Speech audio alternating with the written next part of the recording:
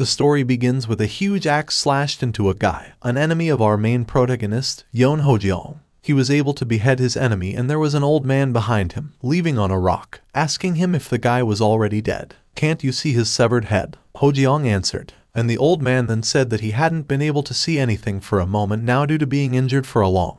Hojeong then said that it was unfortunate for this old man to be blind. He walked toward the old man and kneeled, telling him that the war was finally done. The old man then acknowledged him for doing great, and he did the same thing to the old man in respect of the effort he showed. They were fighting against the Lust cult, a strong cult, strong enough to dye the central districts in blood within a few years. In the end, the Orthodox and Unorthodox factions had to join forces against them, and everything ended with today's final battle. Hojeong was aware that his life would end sooner. He was holding the wound on his waist and the old man asked him if he was fine. He then answered that he was not totally fine because of the pain, as expected of the supreme leader of the Unorthodox Faction. "If not for you, the seeds of the Unorthodox Faction would have dried up over a decade ago," the old man said, and Hojeong answered, "Same for you. If not for you, the leader of the Murim Alliance, the Orthodox Alliance would have been wiped from the central districts." The old man laughed and said that Hojeong was right as a black emperor, Yeon Hojeong.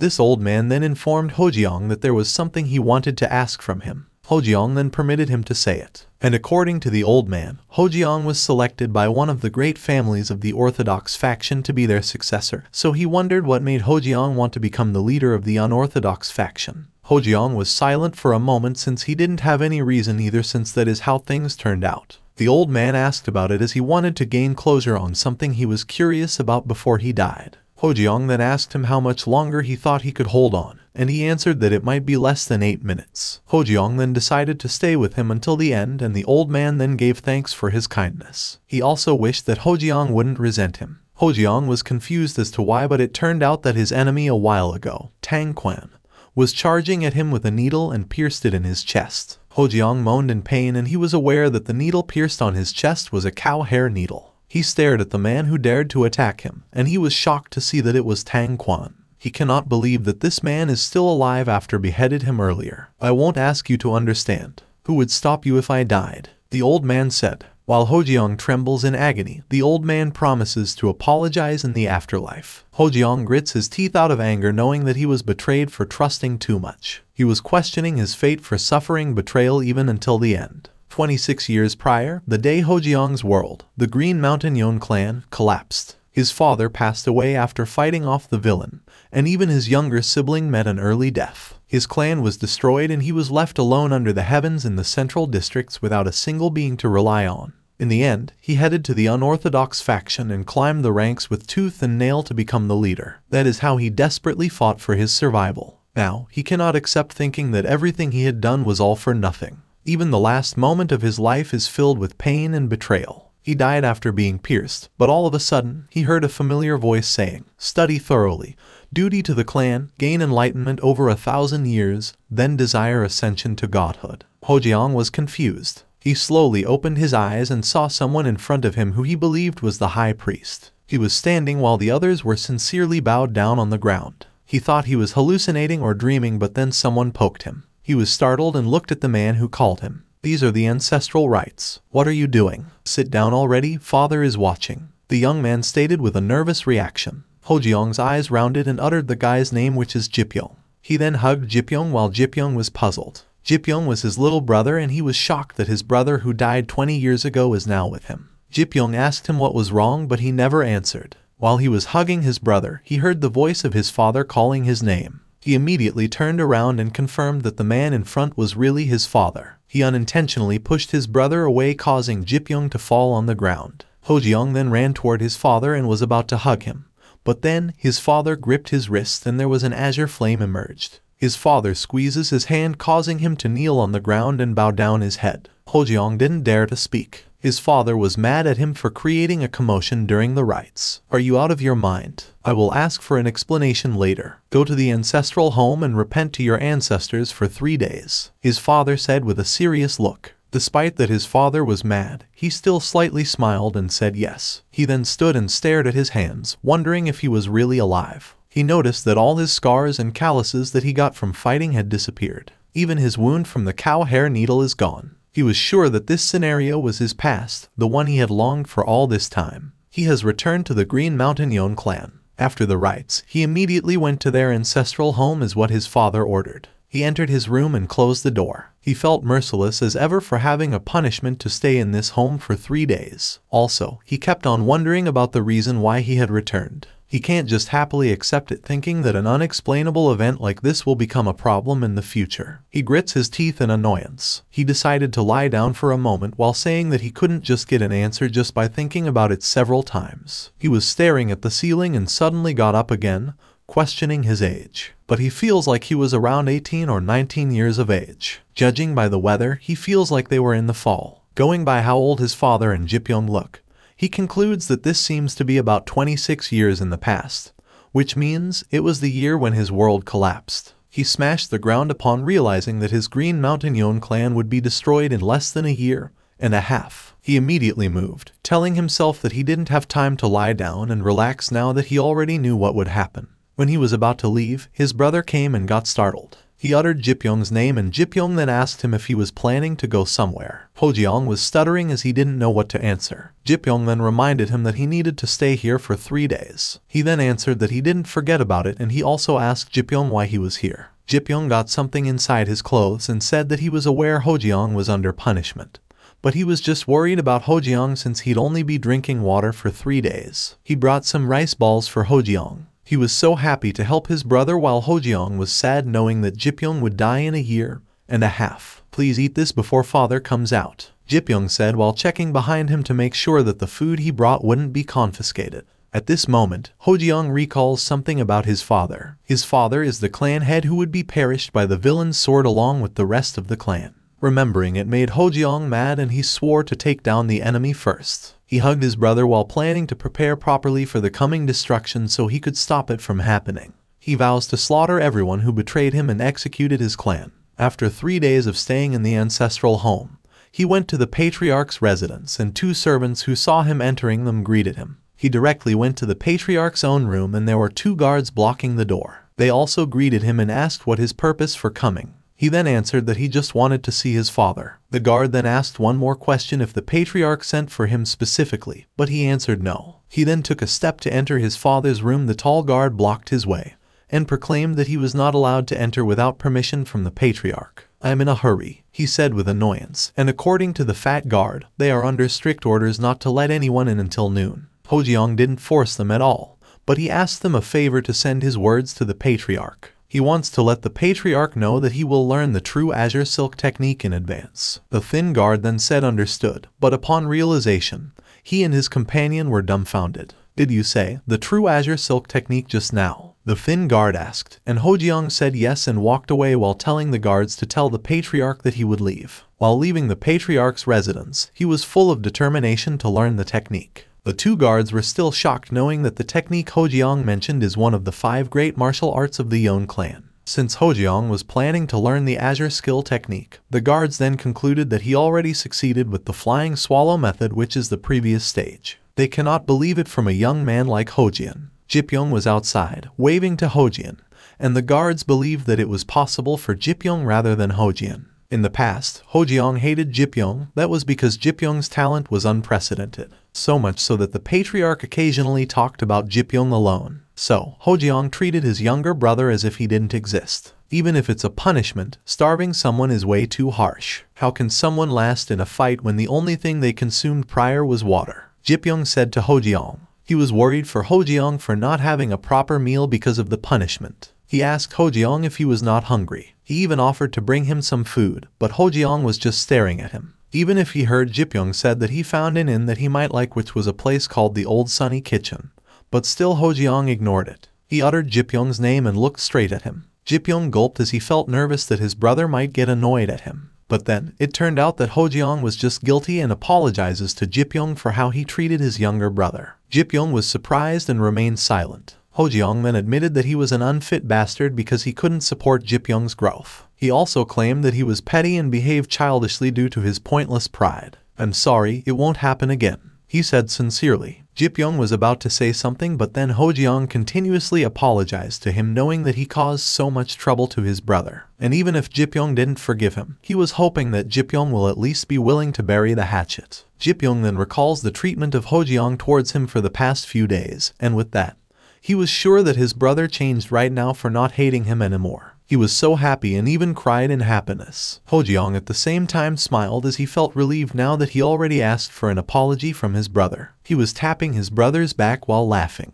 and the guards at the same time were curious about what was going on to them. After an hour, they arrived at the old sunny kitchen. They ordered some food to eat, and Jipyong this time said that Hojeong's flying swallow kai had gotten much more lively. He said that he could tell it based on how Hojeong walked, which is different from usual. He could also see that the kai seemed to be slightly ahead of Hojeong's body. Hojeong was not surprised by what Jipyong said. For 3 days at the ancestral home, he practices the flying swallow method. He was aware that it was a dangerous plan. Aside from his blood vessels, meridians, danshin, and bones, his body had regressed as well. It was because he had to forcibly draw out the innate kai from that body. During his practice, he was sweating heavily, and of course, he felt severe pain but chose to endure it. It wasn't easy after all. He even had a nosebleed and there's a blood splattered from him. Jipyong was staring at him, believing that his flying swallow method should be at 7 stars. He was shocked the moment Hojeong said that he had mastered the flying swallow method.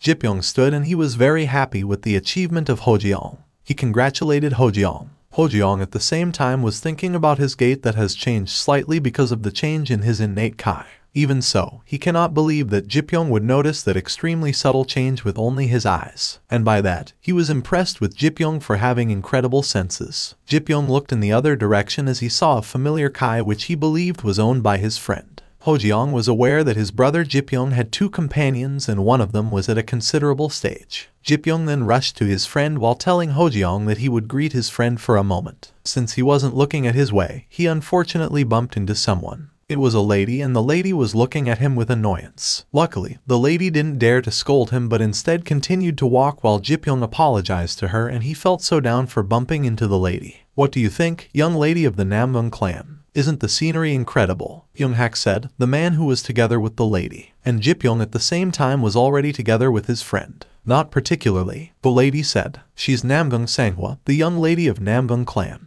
At this moment, Hojeong was staring at the lady since he had an idea who she was. Jipyong suddenly approached Yoonghak as he thought of introducing him to his older brother Hojeong. Hojeong then shows respect by standing and saying his name to Yoonghak. Yoonghak did the same thing to him, and he said that he's from the untimely family. "Did you bring me here just for the scenery?" Sanghwa asked, and Yoonghak panicked and said no, then commanded Yongwoo, the other man with them, to hurry and order some dishes. When the food was ready, seemed like Sanghwa didn't like it. "You call that a dish?" she asked, which scared Yoonghak. Jipyong overheard the lady's disappointment and he said sorry to Hojeong, thinking that their meal was disturbed. He regrets coming all the way here and he is scared that Hojeong is now mad. But then, Hojeong smiled at him and asked him to buy a congratulatory drink to commemorate his success. "Of course, brother. Order as many drinks as you want," Jipyong answered. Inside the old sunny kitchen, Sanghwa was screaming angrily and accused the man with her of preaching to her. Yoonghak was nervous. He was stuttering while asking the lady to calm down since there are people watching. "People watching? Are you talking about the insects? Or them?" Sanghwa said, and she pinpointed Jipyong and Hojeong.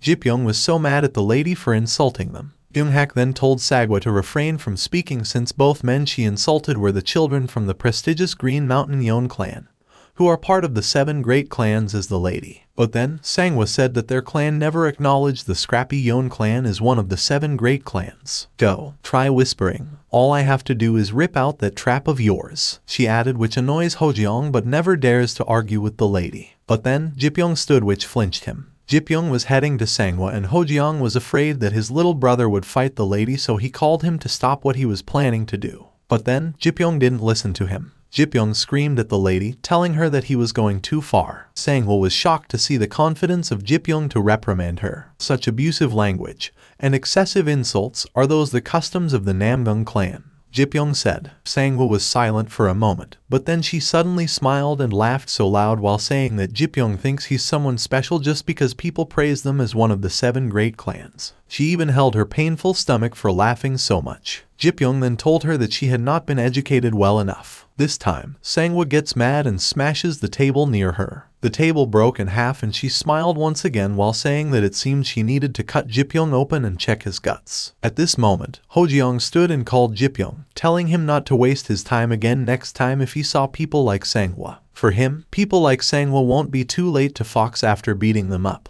Manhwa chuckled and pointed her finger at the brothers while ordering Yoonhak to make both brothers kneel in front of her right now. Yoonhak was nervous. He doesn't want to do it, but Manhwa suddenly slaps his face and then asks him if he wishes her to prevent his family from living in Manhwa territory. Yoonhak was spitting blood. The lady ordered him the same thing. He was annoyed and approached both Hojeong and Jipyong, telling the brothers to do what Manhwa wanted. "Hurry up and kneel," he angrily said, but then his face was grabbed by Hojeong. Hojeong pushed Yoonhak down and Yoonhak could not remove Hojeong's hand on his head despite trying his very best. Hojeong then pushed Yoonhak away and he then followed and strongly punched Yoonhak's abdomen. Yoonhak was in pain. He was the one who was kneeling while Hojeong was standing beside him. Manhwa then interfered. She jumped toward Hojeong and Hojeong stood still while possessing the heavenly wind palm with bare hands technique. The lady still continues to charge at him despite that she knows what technique he is about to use. "I hope you dislocate your shoulder and break your arm," she said. Hojeong was still extending his hand while Manhwa activated her clear sky kai technique. But then, Hojeong cut it off and easily grabbed her arm and squeezed it. She screamed in agony, and when Hojeong let go of her arm, she held it while wondering how Hojeong managed to cut off her technique. She was about to kick Hojeong, but her bone got dislocated the moment Hojeong stomped her knee. She was sitting on the ground and was in pain.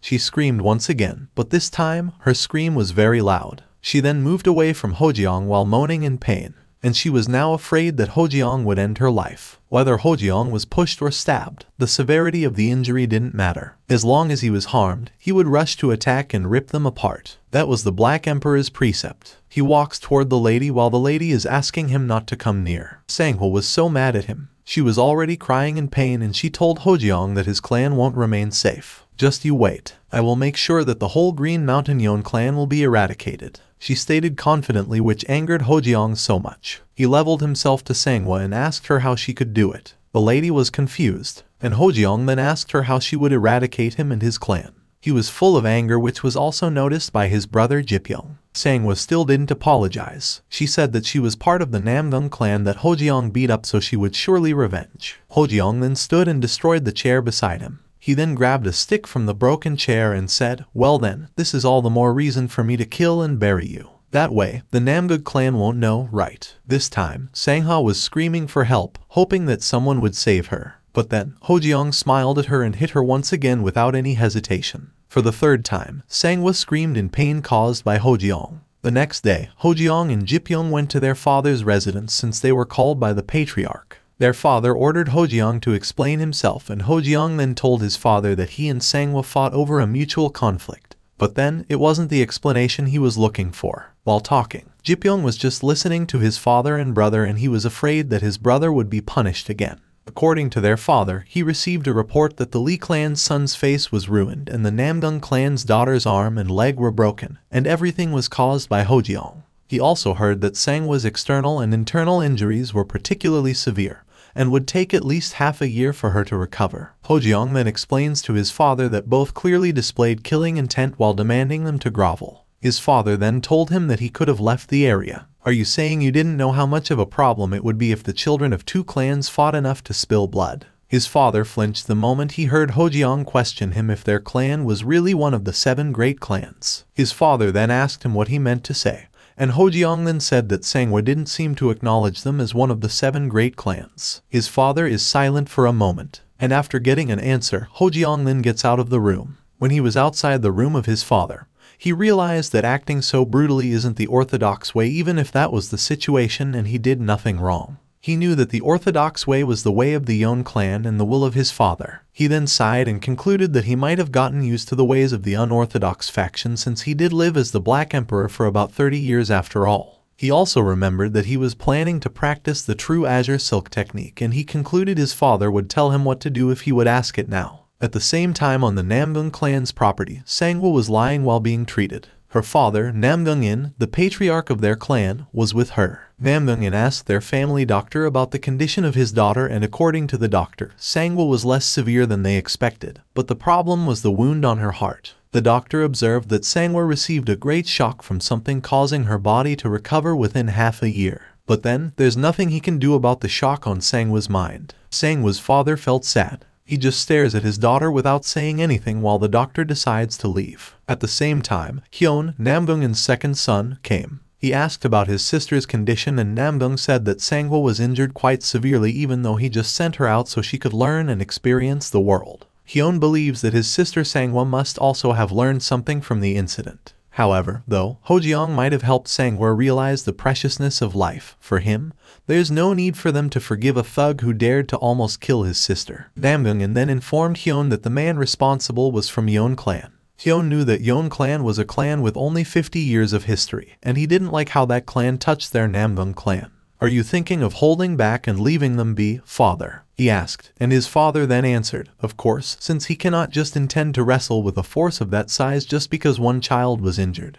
Yeon then smiled and agreed with his father knowing that as the head of a family, his father cannot act rashly in such a situation. "What about the thug?" Namdong asked, and according to Yeon, the individual responsible must be thoroughly dealt with, and for him, they shouldn't act in haste at all since he believes it was still Hojeong's fault after all. "When will this year's gathering of successors be?" he asked. When the night came, Jipyong was informed by his father about the coming gathering of successors. According to his father, it is a festival that many of the 7 great clans' next generation disciples participate in. It is, in name, a place meant for the clans to grow closer and harmonize with each other. His father handed him a scroll while saying that it was the entrance permit, and it would open in Hefei and Anhu. So he wanted Jipyong to head out before the 15th of this month together with the Blue Operations Squad, the elite martial arts organization of the Green Mountain Yeon Clan. Jipyong was shocked that his father chose him to go and also wanted him to take the Blue Operations Squad. Seemed like he wasn't happy at all, so his father asked him if there was a problem.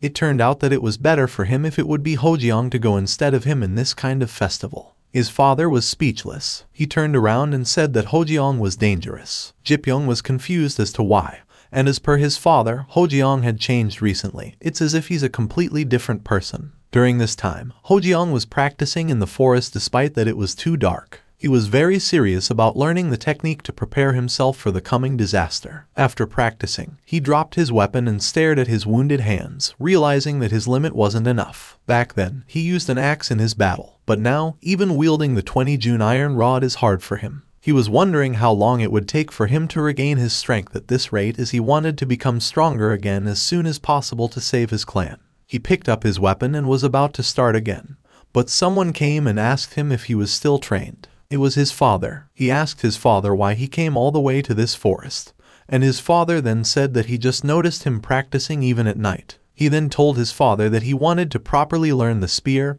and staff. His father was shocked and asked him if he didn't have any plans to train with a sword. He instantly answered no, but his father was clueless about why, especially since the great technique of their clan is closely connected to swordsmanship. As the eldest son of the Yeon Clan, training with the sword may suit you better, his father said. But for Hojeong, there is no use if he couldn't use the sword properly even if he forced himself to learn the sword. He then told his father that the martial path is felt through the body, and if he has found a path that fits his body, then he believes it would be better for him if he walked that path. His father was speechless and decided to leave. But then, his father turned back and informed him that he heard from the gatekeeper S. Sangui that he wished to learn the true azure silk technique. He then answered yes, and his father then explained that the true azure silk technique is one of the clan's 5 great divine arts, and no one within their clan may learn any of the 5 great divine arts without his express permission as the patriarch. Now, he said that there's something he wants to ask Hojeong. Hojeong flinched, and his father added that his answer would affect whether or not he gave his permission for him to learn the true azure silk technique. At this moment, Hojeong recalled what happened in the past, and how their clan was destroyed. That time, a gatekeeper went to the patriarch's room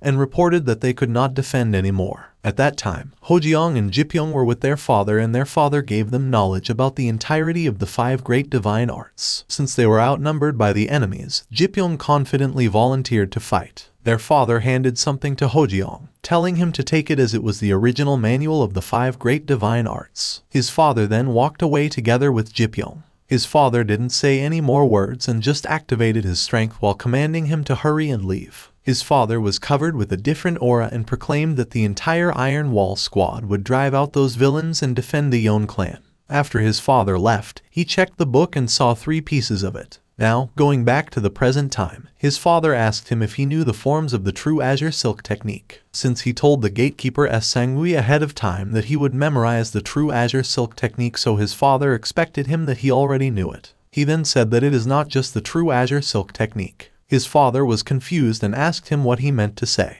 He then confidently answered that he knew all the forms of the 5 great divine arts. His father was shocked, and Hojeong wanted to know that it was him who taught everything. He wished he could tell him everything, the past he has lived and the incoming dangers, but he knew it wasn't the time for it yet. He just lied that he still remembers the forms that he saw back when his father took him to the martial arts library when he was young. His father was hesitant to believe, but then it was clearly seen in his eyes that he was telling the truth, that he truly knows the form. And by that, he was wondering why his son Hojeong was in a hurry to learn it. In the end, he permitted his son to learn the technique. He instructed him to come to his study room by tomorrow so he could help him develop his flying swallow kai to true azure silk kai. The next morning inside the patriarch's residence, the patriarch used his kai to help Hojeong to develop his true azure silk kai. He concludes that it would take half a month before his son completely developed it, since he also took that long. He continued what he was doing, but he suddenly felt a different pressure. A cup flew away and the patriarch almost flew too after a powerful kai possessed to Hojeong.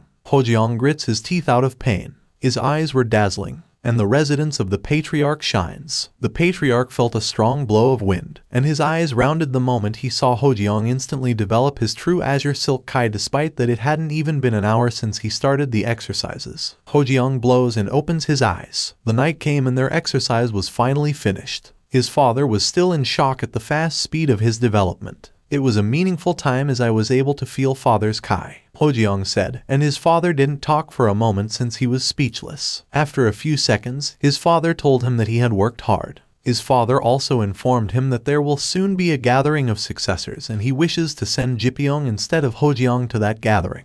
Is that so? Understood, Hojeong casually answered, and his father was shocked to see him no interest in the gathering. Is that all right with you? You don't want to participate in the gathering? The patriarch asked, and Hojeong then answered that he really didn't. Who wants to see a bunch of kids who are still bet behind the ears bragging about themselves? Just thinking about it is enough to put me off, he stated, and his father didn't respond at all. A month later, Hojeong was together with his brother Jipyeong riding a horse. They were at the Anhui city to attend the gathering of successors. They were together with the Blue Operations Squad, and while heading to the main reception, Jipyeong was very noisy upon seeing different kinds of things and food new in his eyes. Hojeong sighed, since attending the gathering wasn't his plan at all. But then, he realizes that attending the gathering is better since he could have a chance to figure out the enemy's true nature. He concludes that the enemy will either be in the Great Old Institution or the 7 Great Clans. He remembers it clearly. The villain's innate kai and hand-to-hand technique were from the Orthodox Faction. Excluding his clan, there are a total of 6 clans participating in the gathering. Among them are the Namgung, Moyong, and Dang clan. He needed to keep his eye on the remaining 3, the Peng clan, the Myeong clan, and the Jegal clan. At this time in the forest near Anhui city, there was a boy sweating, hiding in a tree. He was chased by someone, probably a bandit. He was attacked by the bandit, but he avoided it and ran away. The bandit tried to attack him numerous times, but he dashed back and forth. The forest was in flame already. The bandit was annoyed by the fact that the guy moved too fast. This time, he was startled when a lady appeared and told him that he was too much for using fire technique, knowing that there are a lot of old trees in this forest. The bandit prepared to fight while the lady walked toward him. You used it all, huh? You pocket, she said, and the guy was confused. The lady used her kai technique and the bandit then asked her not to attack him. Still, the lady pushed him away, causing him to fly and slammed on a tree. The guy that this bandit chased then appeared beside the lady. The lady picked up the pouch dropped by the man and the guy with her asked her why he's always the bait. The lady tied her hair and answered, "Then should I, your older sister, be? If you think it's unfair, then you should have been born first." The lady replied. She then ordered her brother to put out the fire quickly so they could leave. She's Jegal Ahyeon and her brother is Jegal Jun. They then rushed, planning to go to the gathering of successors without being late. They went first to the Thorny Melody Pavilion where people eat meals. They eat some ramen, and while eating, Ahyeon suddenly hears a scream. She stopped eating and asked Jun if he also heard it. But then, Jun was busy eating so he didn't give a response. Ahyeon suddenly stood and dashed away. She caused a strong blow of wind, causing Jun to be disturbed eating since his ramen threw on his face. She instantly disappeared, leaving her brother in annoyance. She was jumping outside, following the noise she kept on hearing. When she arrived, she saw a stick spun above. This was owned by a guy who seemed to be in pain. He was fighting against Hojeong. Hojeong caught the stick while saying that the trajectory of his enemy was stable and also he had a refined form. He threw the stick back to his opponent and asked him to fight like he was in a real battle. His opponent caught the stick and he felt so annoyed for not being able to defeat Hojeong. Ahyun was hiding in the bush and Jun also dropped beside him. "Please let me try one more time," Hojeong's enemy said. He and Hojeong continued to fight while the two were peeping at them. Even after giving the guy a second chance, he was still struggling to defeat Hojeong. He just kept on blocking Hojeong's attack and dodged to also avoid it. Still, in the end, Hojeong hit him, causing him to scream and fall on the ground. Ahyun then said that the man's scream was the noise she had heard when they were in the Thorn Melody Pavilion. The guy was kneeling on the ground while spitting his saliva. He was moaning in pain and he didn't dare to ask for another chance. Hojeong was so happy for defeating his opponent. He was smiling since his body feels light now. He concludes that it must be the result of training whenever he could. Not only that, his true Azure Silk technique is also more stable now. He believes he should be able to advance to the 4 Guardian Gods technique soon enough. He stares to the side the moment he feels someone came. It was Shinmo, the Blue Operations Squad leader. "I need to wash up. I'll leave the guest to you," Hojeong said, and Shinam then answered, "Yes, young master." He was standing in front of the bush where Ahyun and Jun were hiding.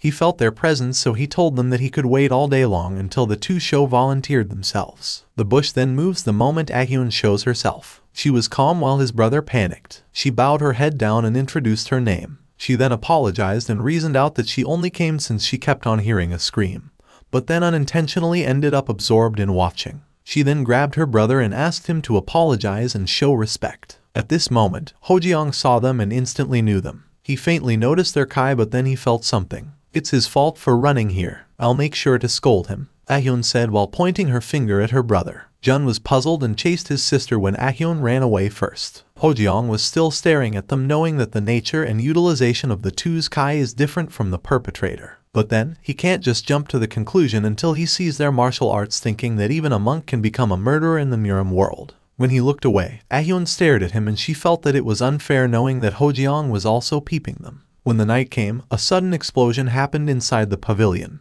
The people panicked when they saw a scary man entering outside. This man had dark nails and a weird face. "So the guy who harmed my subordinate is around here. Come out already. I'm going to burn down this entire place otherwise," he said, and poured something on the ground. Ahyun and Jun were just around the pavilion. They noticed the fire and Ahyun concludes that it will be the continuation of what happened yesterday. Jun was confused and she told him that the guy who came was the boss of the guy she defeated yesterday in the forest. Jun suggested to request the Yeon Clan for help, but then Ahyun vanished all of a sudden. She was heading somewhere else, so Jun decided that he would be the one to do it instead. Ahyun stood above the roof. She then called the boss of her enemy and asked him to stop playing with fire. The man she had beaten up yesterday stared at her and told his boss that it was really her who beat him up. He asked his boss to catch and torture Ahyun, but his boss got annoyed at him for being so noisy and kicked him. "I can't see her because of you," the boss uttered. He then commanded Ahyun to come down and have a talk, as it was better for him if they could stand face to face before introducing themselves. Ahyun was aware that this guy was using a shady palm, a martial art that consists of injecting Kai into the body to cause deep-rooted illness. "What if I refuse?" she said. The enemy's boss then told his men that Ahyun refused to face him, and every one of them threw lots of pouches of powder at the lady. The boss was smiling. Before it could reach Ahyun, Jun came to save her. Jun activated a lesser Skyfoot soul technique and gathered all the pouches, and he landed on the ground. At this moment, he instantly feels severe pain. He was trembling and there was a spike on his waist. His sister rushed to him. It turned out that he was pierced with a 3 spike. He vomits blood and Ahyun is sure that the powder inside the pouch is a poison. The boss enemy was still holding a spike. He told Ahyun not to worry since he had the antidote. He said that he needed to keep both alive in order to sell them, whether it was a man or a woman. "That's me, the Lord of Fire and Lightning, the great Mabang's philosophy," he added. At this time, since Jun was affected, Ahyun became mad. Her aura suddenly changed and she ordered the enemy boss to spit out the antidote right now. At the upper floor of this pavilion, Hojeong was standing and he was aware of the current commotion below. Jipyong came to him and asked if he should tell the Blue Operations Squad to focus on extinguishing the fire. He also informed Hojeong that the Jegal clan asked for help. Hojeong then told him to calm down, knowing that the fire wouldn't spread any further because the wind was blowing the other way. In that case, let's go help the Jegal clan. We should help as quickly as possible, Jipyong said, but Hojeong wasn't responding. Jipyong calls him one more time, but Hojeong still doesn't say anything. He was focusing on the Battle of Ahyeon, and he was looking forward to seeing more from Ahyeon, a martial art of the Jegal clan. If the Jegal clan is the perpetrator who ended their clan, he's willing to turn the entire province of Hubei into a sea of fire, starting with the lady. That's all for today. Thank you so much for watching. I hope you guys enjoyed. If you wish to have another part of this recap, please give us at least 2,000 likes, and don't forget to comment and subscribe to our channel for more content like this. Until next time.